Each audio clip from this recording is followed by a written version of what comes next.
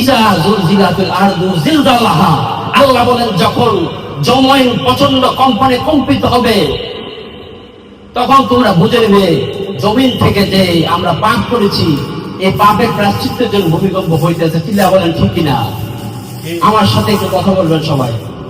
এই জমিনে পাপ হচ্ছে, অন্যায় হচ্ছে, অপরাধ হচ্ছে, এই জন্য কিন্তু ভূমিকম্প হচ্ছে। এই জন্য আল্লাহ সূরা জিলজালা বলছেন ইজা জুলজিলাতিল আরদু জিলজালাহা ওয়া আখরাজাতিল আরদু আসফালাহা ওয়া ক্বালাল ইনসানু মা লাহা। যখন জমিন কম্পিত হবে, প্রচন্ড কম্পনে যখন কম্পিত হবে তখন জমিন থেকে সব বের হতে থাকবে। মানুষ বলবে কি হলো, কি হলো, কি ব্যাপার, কি ব্যাপার, কি হচ্ছে জমিনে? কারণ জমিনে পাপ বেড়ে গেছে, অন্যায় বেড়ে গেছে, সুদ বেড়ে গেছে, জিনা বেড়ে গেছে।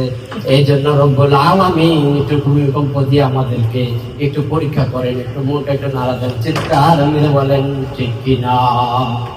ঠিক। আল্লাহ পাক যখন পাপ বেড়ে যায়, জমিনে যখন অন্যায় অবিচার, জুলুম, নির্যাতন, অত্যাচার শুরু হয়ে যায়, তখন জমিনকে আল্লাহ একটু ধাক্কা দিয়ে নড়া দিয়ে বুঝিয়ে দেয়, হে জমিন, মুসলমান তোমরা ঠিক হও, পরিবর্তন হও, না হলে এমন এক ঝাঁকি দেবো তখন তামাম পৃথিবী তছনছ হয়ে যাবে যে কোনো সময়।